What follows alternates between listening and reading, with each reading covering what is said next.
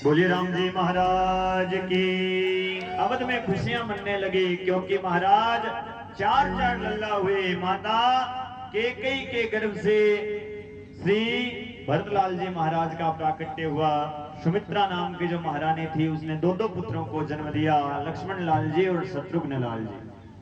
अयोध्या के अंदर खुशियां का आनंद उत्सव मनने लगा। धीरे धीरे चारों भाई बड़े होने लगे। गुरु ग्रह गए पढ़न रघुराई, अल्पकाल विद्या सब आई। राम जी महाराज गुरुकुल के अंदर गए, थोड़े बड़े हुए।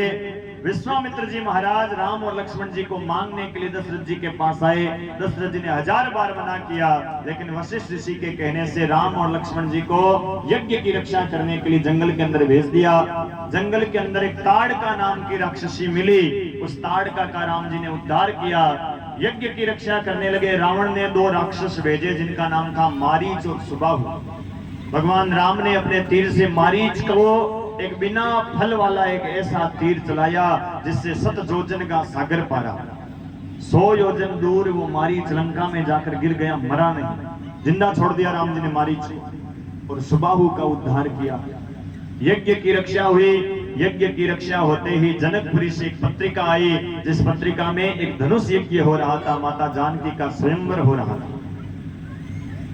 विश्वामित्र जी राम और लक्ष्मण जी को साथ में लेकर जाने लगे। मार्ग में एक कुटिया दिखाई दी, उस कुटिया के बाहर एक पत्थर की स्त्री खड़ी थी। राम जी ने पूछा, गुरुदेव ये कौन है? विश्वामित्र जी कहते हैं, राम गौतम नारी साप वश उपल देह धरि धीर, चरण कमल रज चाहती कृपा करऊं रघुवीर। हे रघुवीर, ये गौतम ऋषि की नारी अहिल्या है, आप अपने चरणों की धूली इसके माथे पर लगाइए, इसका उद्धार हो जाएगा।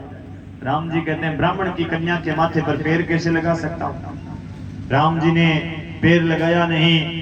विश्वामित्र जी ने सोचा अहिल्या का उद्धार कैसे होगा। राम जी ने थोड़ा सा पैर ऊपर किया, जोरदार हवा चली और राम जी के चरणों की धूली उड़ करके जैसी अहिल्या के माथे पर लगी है, महाराज वो पत्थर की अहिल्या स्त्री बन गई और अपने पति लोग को चली गई। बोलिए भक्तवत्सल भगवान की। अहिल्या का उद्धार हुआ। अहिल्या का उद्धार करके आगे जनकपुरी की ओर जाने लगे, जहां पर एक धनुष रखा हुआ है शंकर भगवान का। एक बार राजा जनक ने उस धनुष की पूजा करने की सोची। 10,000 हाथियों को बुला करके उस धनुष को एक जगह से दूसरी जगह रखवाया, बड़ी मुश्किल से। और राजा जनक सीता से कहता है, बेटी सीता, मैं इस धनुष की पूजा करूंगा, तो ना इस धनुष के आसपास गोबर का चौका लगा देना, थोड़ी सफाई कर देना। सीता ने धनुष के आसपास गोबर लगाया। सीता ने देखा धनुष के नीचे और कचरा पड़ा है। सीता ने सोचा नीचे भी गोबर लगा लूं। इस हाथ से धनुष उठा करके गोबर लगाया और गोबर लगा करके धनुष को रख दिया। धनुष कितना भारी था, 10,000 हाथियों से भी बड़ी मुश्किल से एक जगह से दूसरी जगह रखा गया धनुष को, लेकिन सीता ने ऐसे उठा लिया। जनक आया, जनक ने देखा आसपास गोबर लगाया, लेकिन धनुष के नीचे गोबर किसने लगाया? सीता को आवाज लगाई, बेटी सीता इधर आ। जी पिताजी कहिए। अरे बेटा, धनुष के आसपास गोबर लगाया, लेकिन धनुष के नीचे गोबर किसने लगाया? महाराज सीता कहते, पिताजी मैंने लगाया। अरे बेटी, तुमने लगाया कैसे? सीता ने फिर से उठाया, पिताजी ऐसे उठाया और ऐसे गोबर लगा करके इसे रख दिया। उसी समय राजा जनक ने संकल्प लिया कि जो कोई इस धनुष के ऊपर प्रत्यंचा चढ़ाएगा, डोरी चढ़ाएगा, उसके साथ मैं अपनी बेटी जानकी का विवाह करूंगा। हजारों राजा आए हैं, सहस्रार्जुन नाम का राजा आया है, लेकिन महाराज किसी से भी वो धनुष हिलता नहीं। देखो, राजा जनक ने सब राजाओं को निमंत्रण दिया था, लेकिन राजा जनक ने केवल एक दशरथ जी महाराज को निमंत्रण भेजा नहीं था। दशरथ जी की कोई शत्रुता, आप रामचरितमानस उठाकर देखना, दशरथ जी को निमंत्रण नहीं गया है। क्यों नहीं गया? इसके पीछे एक बड़ी लंबी कथा है, अभी नहीं बता पाएंगे, क्योंकि हमें राम जी का विवाह करवाना है, कृष्ण भगवान के जन्म की कथा करानी है, समय थोड़ा हमारे पास समय का अभाव है, इसीलिए। लेकिन महाराज दशरथ जी को पत्रिका भेजी नहीं थी, बाद में भेजी थी। पहले पत्रिका दशरथ जी के पास नहीं गई थी। क्यों नहीं गई? इसके पीछे तो एक बड़ा लंबा कारण है। लेकिन महाराज हजारों राजा है, किसी से भी धनुष हिला नहीं। तो राजा जनक कहने लगा, अरे मुझे लगता है धरती ने बीज गंवाना चालू कर दिया है, धरती क्षत्रियों से हीन हो गई है। मुझे पहले पता होता धरती से क्षत्रिय समाप्त हो गए हैं तो मैं ऐसा संकल्प नहीं लेता और आज मेरी बेटी कुंवारी नहीं रहती। लक्ष्मण जी कहते हैं, राजा जनक अपनी जबान को संभाल करके बोल, तू नहीं जानता यहाँ पर दशरथ नंदन, कौशल्या नंदन, सुमित्रा नंदन बैठे हुए। ऐसे धनुष तो बचपन में खेल खेल में बहुत उठाए हमने। विश्वामित्र जी ने लक्ष्मण जी का हाथ पकड़ा, कहा लक्ष्मण जी आप नीचे बैठ जाओ। राम जी से कहा राम जी आप जाइए। अब महाराज राम जी ने क्या किया? राम जी ने पहले गुरुजनों को प्रणाम किया, जनक को, बड़ों को प्रणाम किया और धनुष को राम जी ने प्रणाम किया। और धनुष को प्रणाम करके जैसे ही धनुष को हाथ लगाया है, हाथ लगाते ही धनुष पुष्प के समान हल्का हो गया और एक हाथ से राम जी ने उस धनुष को उठाया और उठाकर दूसरे हाथ से प्रत्यंचा चढ़ाया, डोरी चढ़ाकर धनुष को खींचा है और खींचत ही टूटत भय पिनाक। महाराज खींचते ही वो पिनाक धनुष टूट गया और धनुष को टूटते ही जय जयकार होने लगी है और माता सीता वरमाला लेकर तैयार खड़ी है। लेकिन महाराज शादी विवाह में थोड़ी हंसी मजाक होती है, वो सहेलियां गीत भी गाती है। सहेलियां कहने लगी कि भाई अयोध्या के अंदर तो बड़ा पराक्रम है, अयोध्या के अंदर तो माताएं खीर खा करके बेटों को जन्म देती है। इतने में लक्ष्मण जी बोलने लगे, अरे भाई अयोध्या में तो खीर खा करके बेटों को जन्म देती है, लेकिन जनकपुरी के अंदर तो जमीन से ही बेटियां पैदा होती है। अब महाराज हंसी मजाक होने लगा। इधर महाराज राम जी तो हैं थोड़े लंबे और सीता है थोड़ी, क्या कहते हो, रोटी छोटी, ओछी, ठिंगड़ी, क्या कहते हो, सीता है छोटी। अब हाथ नहीं पहुंच रहा है। बड़ी सुंदर राघवेंद्र सरकार की झांकी का हम दर्शन करेंगे। अब माता सीता का हाथ नहीं पहुंच रहा तो सीता सहेलियां राम जी से कहती है, राम जी थोड़ा झुक जाइए ना। राम जी कहने लगे, हम दशरथ नंदन, अयोध्या नंदन, सुमित्रा नंदन किसी के भी सामने झुकते नहीं है। इनको बोल दो माला पहनानी हुए ना तो ऐसे ही पहना दो। अब सहेलियों ने सोचा कि भाई काम बड़ा नहीं है, सहेलियों ने सोचा काम बड़ा नहीं है। अब राम जी का मुकुट भी ऊंचा है, सीता थोड़ी छोटी है, राम जी हैं भी हाइट में भी थोड़े लंबे हैं।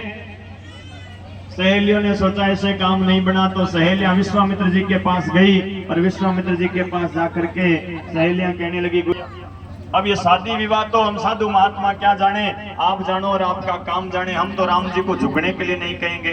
रामायण में तो पग पग पर मर्यादा भरी है। तो सहेलियों ने क्या किया, एक सहेली गई लक्ष्मण जी के पास और लक्ष्मण जी से कहने लगी, लक्ष्मण जी आप अपने भाई को बोल दीजिए ना कि थोड़ा झुक जाए। लक्ष्मण जी क्या कहते हैं, मैं अपने बड़े भाई को झुकने के लिए बोल दूं? रामायण में तो मर्यादा है, बड़ा भाई छोटे भाई को आज्ञा नहीं दे सकता, मैं झुकने के लिए नहीं बोल सकता।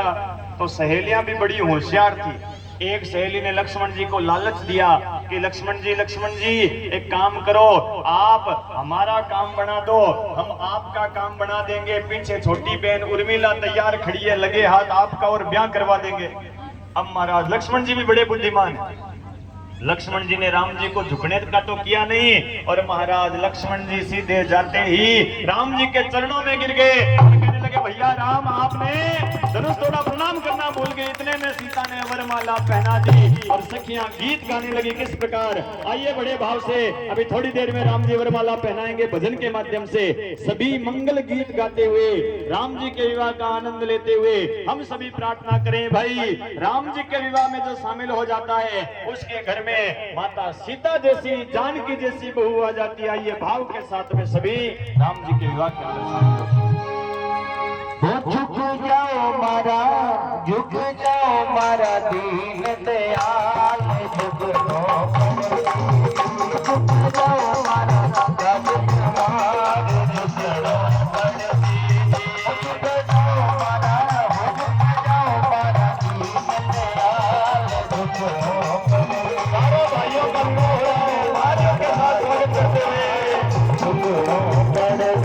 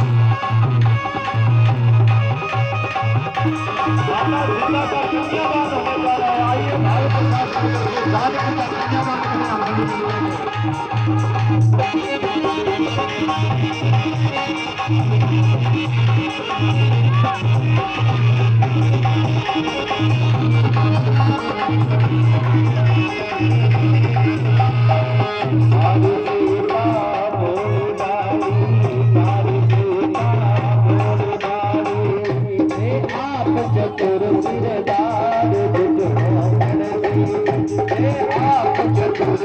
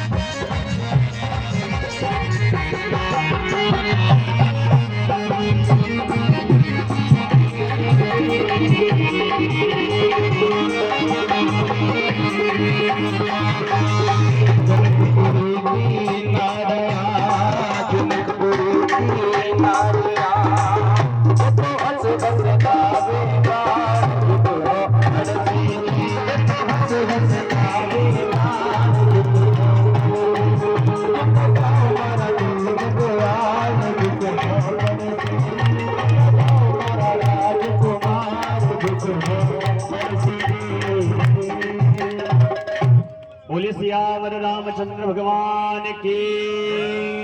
माता जानकी जी का विवाह भगवान राम के साथ हुआ। प्रजापति परिवार ने कन्यादान किया मिलकर के, और महाराज दशरथ जी आए हैं जान बना करके, बारात लेकर के। चारों भाइयों का उसी मंडप में विवाह हो रहा है। भरतलाल जी का विवाह मांडवी नाम की राजकुमारी के साथ में हुआ।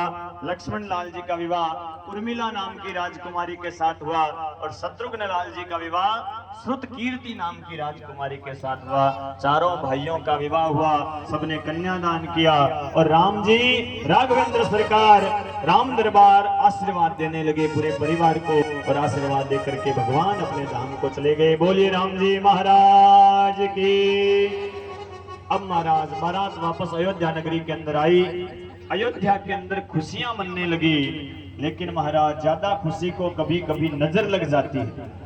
विघ्नेश्वरी देवी ने अयोध्या में प्रवेश किया, और विघ्नेश्वरी ने मंथरा की बुद्धि को खराब किया। मंथरा ने कैकेयी को भिड़काया, और कैकेयी ने दशरथ जी से 2 वचन मांग लिए। पहला वचन भरत को राज्याभिषेक, दूसरा वचन राम जी को वनवास। दशरथ जी ने 1000 बार मना किया, लेकिन कैकेयी मानी नहीं। राम जी प्रातः होते ही अपने माता पिता को प्रणाम करके आज्ञा लेकर के वन की ओर जाने लगे। लक्ष्मण जी साथ में गए हैं, माता जानकी साथ में गई है, और महाराज पूरे अयोध्यावासी राम जी के साथ में जा रहे हैं। सुमंत नाम का मंत्री साथ में गया, और तमसा नदी के किनारे राम जी सबको सोते हुए छोड़ करके आगे जाने लगे। आगे गए तो महाराज केवट मिल गया। केवट ने राम जी को नदी में बिठा करके नदी पार करवाई। राम जी ने एक अंगूठी उतार कर उतराई देनी चाहिए, तो महाराज राम जी की वो अंगूठी केवट ने लेने से मना कर दी। केवट क्या कहता है? केवट कहता है धोबी से धोबी ना ले तो धुआई, तो केवट से केवट किस विध लेगा उतराई। एक धोबी दूसरे धोबी से धुआई का पैसा नहीं लेता है, तो एक केवट दूसरे केवट से पैसा कैसे ले सकता है? अरे राम जी हम तो स्टाफ के हैं, स्टाफ का आदमी अपने आदमी से पैसा नहीं लेता। राम जी कहने लगे अरे भैया मैं राजा का बेटा, तू केवट है और मुझे केवट कैसे बना रहा है? केवट कहता है मैं छोटा केवट हूँ, आप बड़े केवट हो। बोले कैसे? वो केवट कहता है राम जी मैं तो लोगों को छोटी सी नदी से पार करता हूँ, लेकिन आप बड़े केवट हो, आप तो लोगों को इस संसार रूपी भव सागर से ही पार उतार देते हो, इसलिए आप बड़े हो, मैं आपसे उतरा ही नहीं ले सकता। राम जी ने केवट को आशीर्वाद दिया। आगे गए, एक महाराज पंचवटी नाम का क्षेत्र था, वहां जाकर के राम जी लक्ष्मण जी माता जानकी बैठे। तभी महाराज रावण की बहन शूर्पणखा सुंदर भेष बना करके आई और राम जी के सामने हाथ जोड़कर कहने लगी तो सम पुरुषन मो सम नारी, यह संजोग विधि रच्यो विचारी। आपके समान कोई पुरुष नहीं है, मेरे समान कोई स्त्री नहीं है, विधाता ने हम दोनों को एक दूसरे के लिए रच करके भेजा है, आप मेरे से विवाह कर लीजिए। राम जी ने कहा देवी मेरे पास तो मेरी धर्म पत्नी बैठी है, आपको विवाह करना है तो आप मेरे छोटे भाई लक्ष्मण जी के पास चले जाइए। शूर्पणखा लक्ष्मण जी के पास जाती है और कहती है आपके बड़े भाई मेरे से विवाह करना चाहते हैं, लेकिन मैंने मना कर दिया। झूठ बोल रही है। बोले मना क्यों किया? तो वो शूर्पणखा कहती है आपके वो बड़े भाई थोड़े सांवले सांवले है ना, मैं तो सांवले सांवले से विवाह नहीं करूंगी, मैं तो गोरे गोरे से करूंगी, आप गोरे हो और आप गोरे हो, मैं आपसे विवाह करूंगी। अब महाराज लक्ष्मण जी कहते हैं देवी मेरे से विवाह करने में कोई समस्या नहीं है, लेकिन मेरी पत्नी बनोगी तो उनकी सेवा करनी पड़ेगी क्योंकि मैं उनका दास हूं, और यदि उनकी पत्नी बनोगी तो मैं खुद तुम्हारी सेवा करूंगा। लक्ष्मण जी राम जी के पास भेजते हैं, राम जी लक्ष्मण जी के पास भेजते हैं। शूर्पणखा परेशान हो गई, राक्षसी का भेष बनाया और महाराज सीता को मारने के लिए शूर्पणखा दौड़ी। उसी समय लक्ष्मण जी ने उसके नाक और कान काट दिए। देखो यहाँ एक समझने की बात है, रामायण को समझना। लक्ष्मण जी ने उस शूर्पणखा का नाक ही क्यों काटा भाई?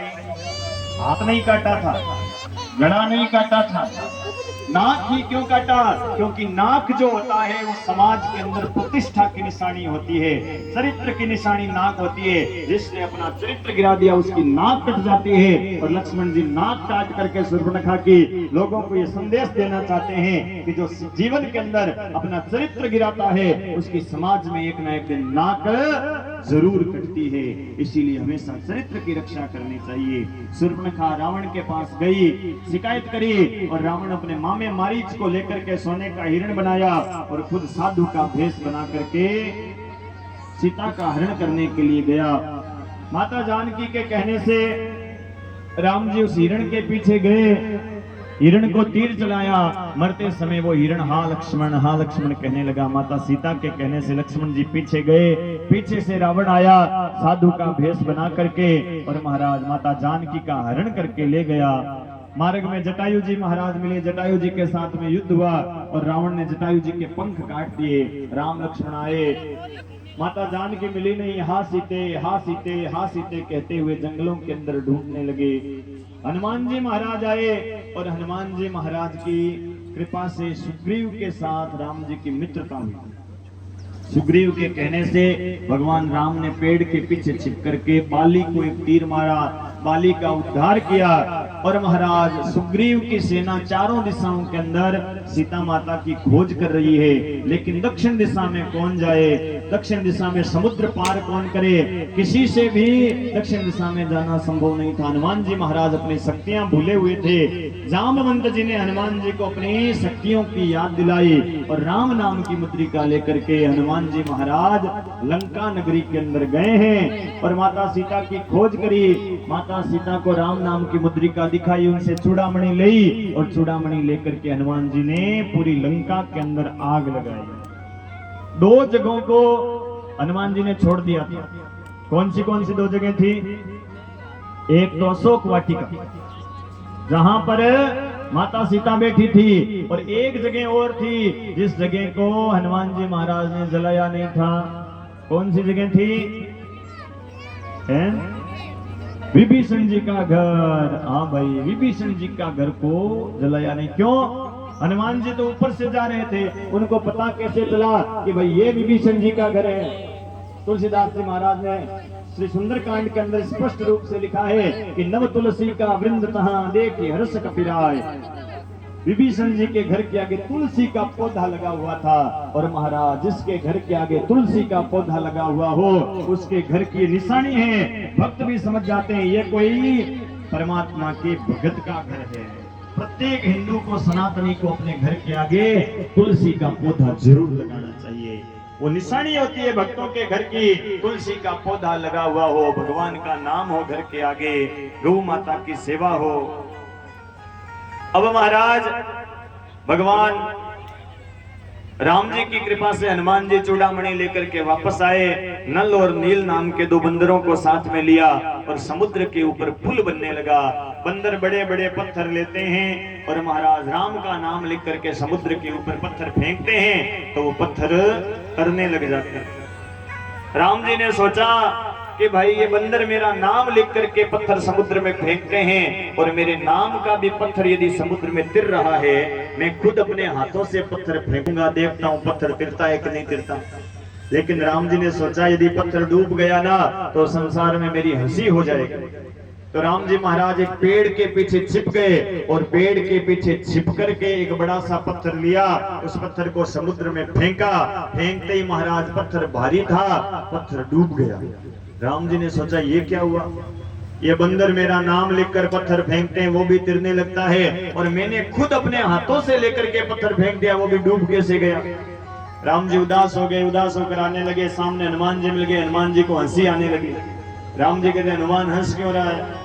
राम जी कहते हैं प्रभु जहां जहां राम वहां पीछे पीछे हनुमान, मैं तो आपके चरणों की धूल के पीछे पीछे चलता हूँ। मैंने सब देख लिया, आपने पत्थर फेंका, आपका फेंका हुआ पत्थर समुद्र में डूब गया। राम जी कहते हैं हनुमान ये लीला क्या है, तुम सब मेरा नाम लिख करके पत्थर फेंकते हो, वो पत्थर भी फिरने लगता है और मैंने अपने हाथों से पत्थर फेंक दिया लेकिन वो भी डूब क्यों गया। हनुमान जी कहते हैं प्रभु इसमें लीला कोई नहीं है, सारी आपके नाम की महिमा है। अरे आपके नाम का जो सहारा लेता है वो तो समुद्र क्या इस संसार रूपी भव सागर से ही पार उतर जाता है। और जिसको राम जी हे राघवेंद्र सरकार जिसको आप अपने हाथों में पकड़ करके जिसको छोड़ देते हो उसको तो फिर डूबना ही पड़ता है। जिसको राम जी ने छोड़ दिया उसको कोई पार नहीं लगा सकता। इसीलिए संत कहते हैं राम से बड़ा राम का नाम, अंत में निकला यही परिणाम, राम से बड़ा राम का नाम।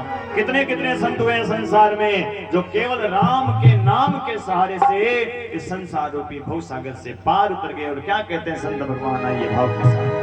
अंत में निकला यही परिणाम, राम से बड़ा राम का नाम, राम से बड़ा राम का नाम।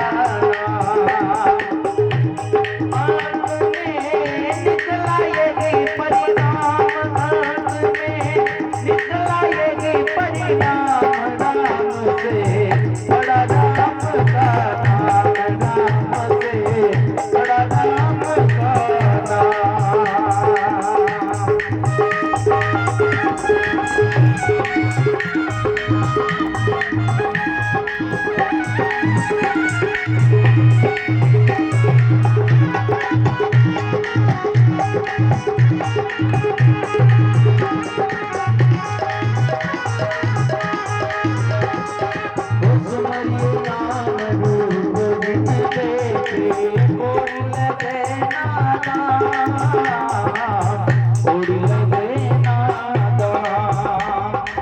सुमरिए राम रूप बिन देखे थोड़ी लगे नादा, थोड़ी लगे नादा।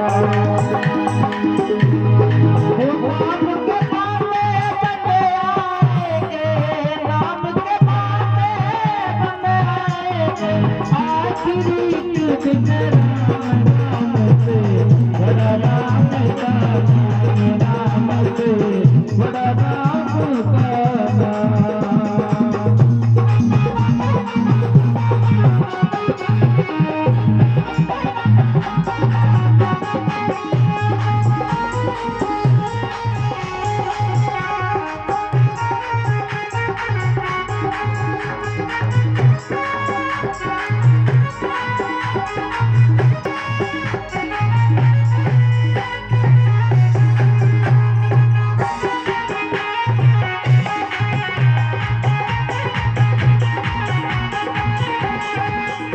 सागर दो बिना से तू ला सके नारा, ला सके नारा। हनुमानी उसी को पूछ गए, हनुमानी उसी को लेके राम का नाम, राम से बड़ा राम का नाम, राम से बड़ा राम का नाम।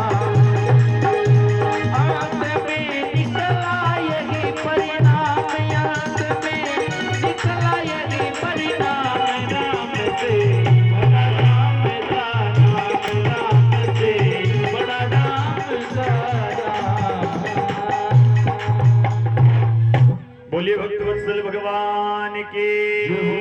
महाराज समुद्र के ऊपर पुल बना और सारी राम जी की सेना लंका नगरी के अंदर प्रवेश करती है। वानरों का राक्षसों के साथ में युद्ध होता है। अनेक वानरों का संहार हुआ, अनेक राक्षसों का संहार हुआ, रावण के भाइयों का संहार हुआ और अंत में राम और रावण का युद्ध हुआ। राम और रावण का युद्ध तो राम और रावण के ही समान हुआ। राम और रावण के युद्ध में अंत में विभीषण जी के कहने से राम जी ने रावण के नाभि प्रदेश में एक ऐसा तीर चलाया जिससे रावण का उद्धार हुआ। लंका का जो राज था वो राम जी ने विभीषण जी को प्रदान किया। जो संपदा शिव रावण ही दीन दिए दसमात, सोई संपदा विभीषण ही सकुच दीन रघुनाथ। लंका नगरी का जो राज था ना, ये रावण को शंकर भगवान ने दिया था। कैसे? रावण ने अपने 10 माथे काट काट करके शिव जी के चरणों के आगे चढ़ा दिए थे। जो संपदा शिव रावण ही दीन दिए 10 माथ, 10 माथे देने से शिव जी ने ये संपदा दी थी। सोई संपदा विभीषण ही सब कुछ दीन रघुनाथ। और इतना सब कुछ वैभव राम जी ने विभीषण जी को केवल भक्ति के कारण प्रदान कर दिया। तो तपस्या से भी कोई बड़ा है ना, तो भक्ति तपस्या से भी बड़ी होती है।